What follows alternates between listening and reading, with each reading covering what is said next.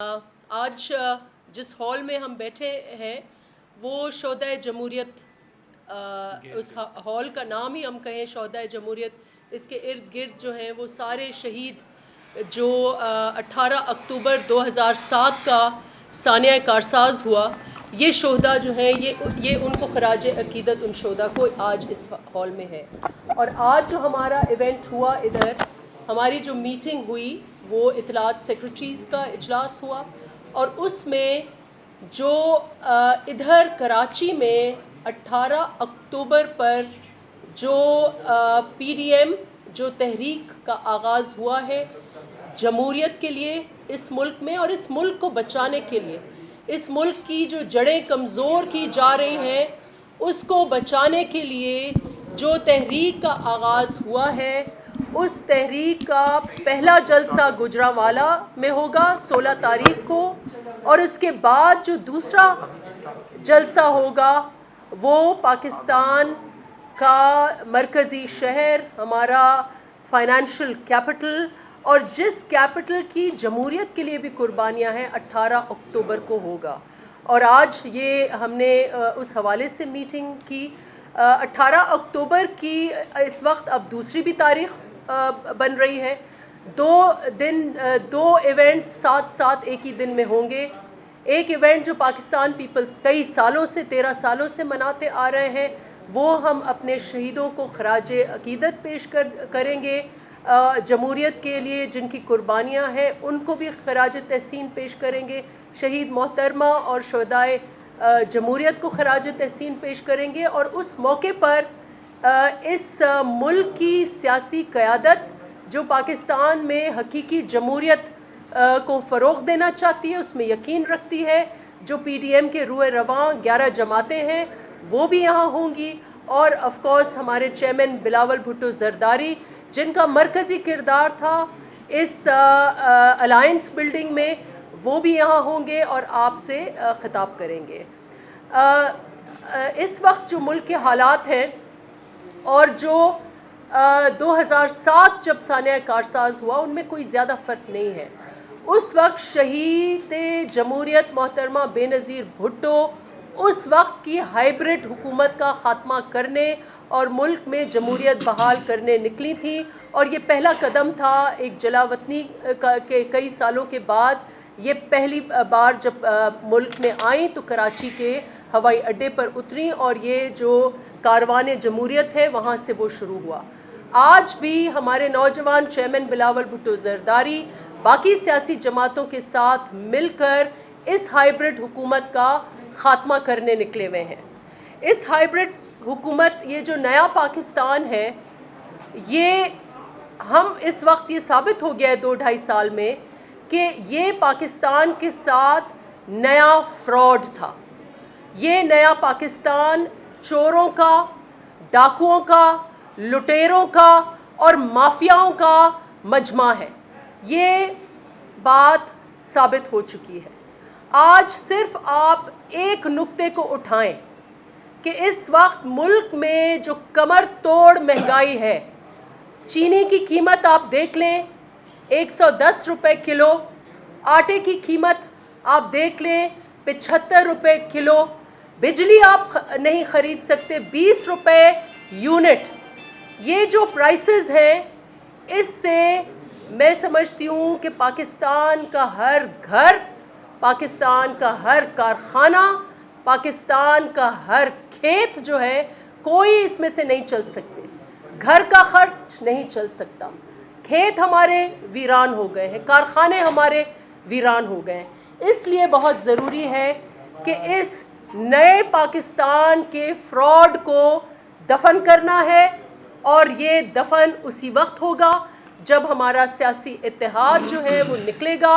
और ये 18 अक्टूबर, उसमें आप जहन नशीन कर लें, आपका साथ चाहिए। हम इंशाल्लाह ये वार्मिंग एक्सरसाइजेस चलेंगी, आपके साथ हम बात करते रहेंगे। 18 अक्टूबर इंशाल्लाह एक और तारीख़ रकम होगी और बहुत बड़ा जलसा होगा। मैं इस वक्त 2 और पॉइंट्स आपके सामने रखूँगी कि गुज़िश्ता 2 सालों में नए पाकिस्तान का फ्रॉड इस लिए चल रहा था کہ نیب کو استعمال کیا گیا سیاسی انجینئرنگ کے لیے، لیکن اب نیب کی افادیت بھی ان کو پتہ ہے کہ وہ نیب سے کوئی نہیں ڈر رہا. جب سے سپریم کورٹ کا ہیومن رائٹس واچ کے یہ رپورٹس آئی ہیں کہ نیب محض سیاسی انجینئرنگ کے لیے ایک ہتھیار ہے، نیب کو کوئی دھیان نہیں دے رہا، نیب صرف اور صرف ایک ڈھونگ ہے، ایک ناٹک ہے کہ کیسے نیا پاکستان کا پتلی تماشا جو ہے اس کو جاری رکھا جائے. اور اب ایک اور اس کی ڈائمنشن ہو گئی ہے کہ جو پی ڈی ایم کے بیانیے کو آگے لے کے جا رہے ہیں ان کے اوپر اب غداری کے کیس. جب نیب کی افادیت نہیں چلی تو اب غداری کے کیس. اور حد تو یہ ہے کہ جب انہوں نے کشمیر کے وزیر اعظم کو بھی سپیئر نہیں کیا تو ہم اب تو یہ یقین ہو گئی کہ اس ملک کے غدار وہ ہیں جنہوں نے سقوط کشمیر کیا. اور یہ سقوط کشمیر صرف یہ سقوط کشمیر نہیں ہے. آج آپ اخبارات میں دیکھیں، مجھے تو بہت ہی تکلیف ہوئی جب میں نے دیکھا کہ یہ ہمارے ملک کا اثاثہ نیو یارک کے شہر میں ہے روزویلٹ ہوٹل، اس کو یہ بند کر رہے ہیں. اس کی کیا وجہ ہے؟ کیونکہ لگ رہا ہے کہ یہ پی آئی اے کی جو انہوں نے کفن یا پی آئی اے کو دفن کرنے جا رہے ہیں اس کی نیل ہے، last Nile in the coffin of پی آئی اے. آج میں یہ کہوں گی کہ سقوط کشمیر کے بعد ایک ایک ادارے کا ملک کے اندر سقوط ہو رہا ہے، اور یہ پی آئی اے کا یہ سقوط پی آئی اے ہے. یہ جو 2060 پائلٹس کا انہوں نے بہانہ کیا کہ 2060 پائلٹس جو ہیں ان کے جعلی لائسنسز ہیں. آج اگر آپ ان سے پوچھ لیں وزیر صاحب سے، غلام سرور خان، میں سمجھتی ہوں، میں پھر سے کہوں گی کہ غداری کا مقدمہ ان کے خلاف درج ہونا چاہیے. آپ ان سے پوچھیں کہ یہ 260 جو پائلٹس ہیں ان میں سے کتنوں کے جعلی نکلے ہیں. آج آپ ان سے پوری فہرست لے لیں.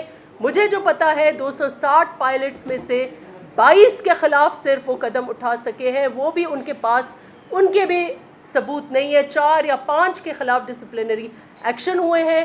باقی جو ہے سارے کے سارے پائلٹس کسی نہ کسی طریقے سے وہ بحال ہیں، فلائی کر رہے ہیں یا ایلیجبل ہیں. لیکن اس بیان کے بعد پاکستان انٹرنیشنل ایئر لائنز یہاں سے لے کر شاید دبئی جا سکتی ہے، اس کے آگے آپ کی ایئر لائنز نہیں جا سکتی. اور اس وقت پاکستان کے پیسنجرز دنیا بھر کی فلائٹس جو ہیں وہ پکڑ کر باقی ملکوں میں جا رہے ہیں. اور یہاں جو مافیاز ہیں وہ یہ عجیب و غریب قسم کی فلائٹس بھی لے کے آئیں، چارٹرز بھی لے کے آئیں. یہ سب سے بڑا لوٹ سیل ہے. سقوط پی آئی اے اس ملک کا بہت بڑا لوٹ سیل ہے. اس کے اوپر کمیشن بننی چاہیے. سقوط کشمیر کے اوپر ضرور کمیشن بنے گی، اور یہ اس کے نتائج آپ دیکھیں گے کہ حمود الرحمان کمیشن جتنی خوفناک وہ رپورٹ ہے اسی کی طرح یہ رپورٹیں بھی خوفناک ہوں گی. اس لیے اس سلیکٹڈ حکومت کے اوپر ہم ڈیلی کوئی نہ کوئی چارج شیٹ آپ کے آگے لائیں گے. آٹے کا بحران، چینی کا بحران، بجلی کا بحران، ان کے پیچھے یہ ساری مافیاز ہیں. یہ سارے ایک ایک کر کے یہ پاکستان کے اثاثے جو ہیں ان کے اوپر قبضہ کرنے جا رہے ہیں، اور انشاءاللہ اس لیے ان کو روکنا جو ہے یہ ہمارا اب قومی مشن ہے. میں چیئرمین بلاول بھٹو زرداری صاحب کو مبارکباد دیتی ہوں جن کا کلیدی کردار ہے پاکستان ڈیموکریٹک موومنٹ میں، اور میں سراہتی ہوں ان 26 پوائنٹس کو جس میں تمام کے تمام صرف 10واں پوائنٹ ایسا ہے جس میں غیر قانونی گرفتاریوں کی مذمت کی گئی ہے. باقی 25 پوائنٹس ٹوٹل عوامی پوائنٹس ہیں جس میں عوام کے مسائل کے لیے جو ہے بات کی گئی ہے. جدوجہد کا ذکر سمجھتی ہوں کہ ساری باتیں تو ہو گئیں، لیکن ایک بات ہمیں کہنی ہے کہ تبدیلی کا نعرہ لگا کر لوگ ایسے آئے تھے کہ جیسے وہ کہتے تھے کہ یہ 2 پارٹیز ہیں، ملک پیچھے چلا گیا، کہ وہ ملک کو بہت آگے لے جائیں گے. لیکن آج ہر ایک کی زبان پر یہ بات آ گئی کہ تاریخ میں پہلی دفعہ جی ڈی پی نیگیٹو ہو گئی، اور ساری آٹا، چینی، دوا، ادویات کی بات انہوں نے سب کی. لیکن جو میں ایک بات کرنا چاہتی ہوں وہ یہ ہے کہ ہم صرف یہ نہیں کہ معاشی طور پر بہت پیچھے چلے گئے، ہم صرف یہ نہیں کہ مافیا کے نشانے پہ آ گئے، ہمارے ساتھ ایک بات یہ بھی ہوئی ہے کہ انتقام کی آگ میں اگر کوئی حکمران جھلس رہا ہے تو یہ سمجھ لیں کہ وہ کچھ ڈیلیور نہیں کر سکتا، یہ آگ صرف اس کو جلائے گی. اور اس کی نشانی یہ ہے کہ 6 जनवरी 1949 کو फरोडा का एक कानून जो है वो पास हुआ था और उसके तहत अदालतें सिर्फ तहकीकात करती थी, उसमें बेल नहीं होती थी और गवर्नर जनरल्स और जर्नल्स सज़ाएँ सुनाते थे। आज नैब का तरीक़ाकार देख लें। इसी के बाद मैं ये कहूँगी कि फिर मैं अगर 1968 में जाऊँ तो उस वक्त भी पाकिस्तान डेमोक्रेटिक मूवमेंट के नाम पर जो है वो अवामी हुकूक और मीडिया की आज़ादी की बातें की जा रही थी। आज एक दफ़ा फिर हम जो हैं वो आगे बढ़ने के बजाय हर तरह की ज़बूहाली का शिकार हैं और जिस तरह से पाकिस्तान में हर चीज़ का बहरान है, मैं समझती हूँ कि वज़ीर आज़म को अपना नाम बहरान न्याज़ी रख लेना चाहिए।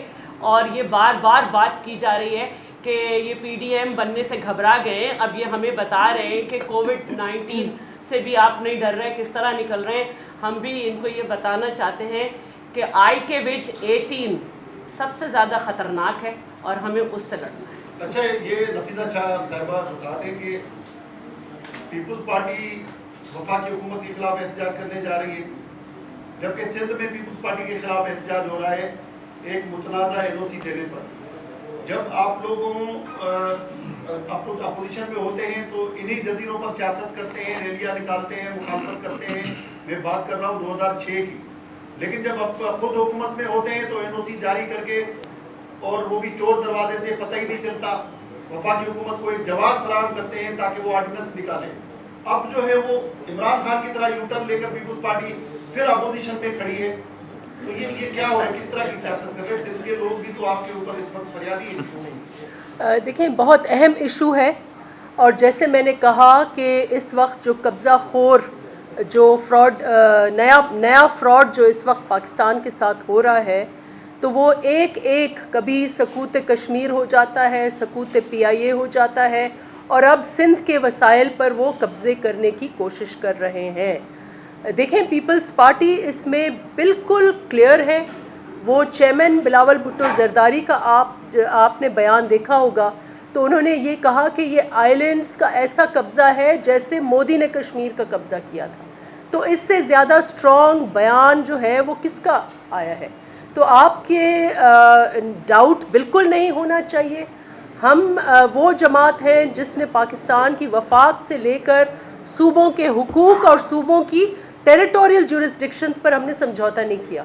वो बलूचिस्तान हो, बलूचिस्तान की टेरिटोरियल जो राइट है उसके ऊपर भी पाकिस्तान पीपल्स पार्टी ने आगाज़ हुकूक बलूचिस्तान किया, KP को अपनी शनाख्त दी, फाटा के मर्जर के लिए 70 की दहाई में हमने अटेम्प्ट किया। तो ये जो आइलैंड्स का इशू है इसके ऊपर कोई समझौता नहीं होगा।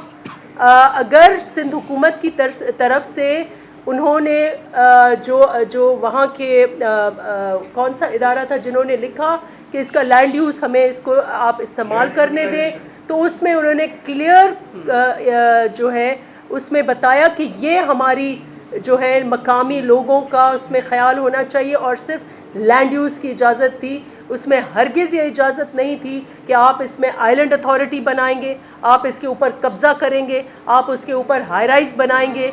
तो वहाँ पर हम बिल्कुल क्लियर हैं और इसलिए आपने देखा होगा कि सूबाई काबीना ने इसको डिसअप्रूवल ऑफ ऑर्डिनेंस के हवाले से भी हमने भी असेंबलियों में शुरू कर दिया है।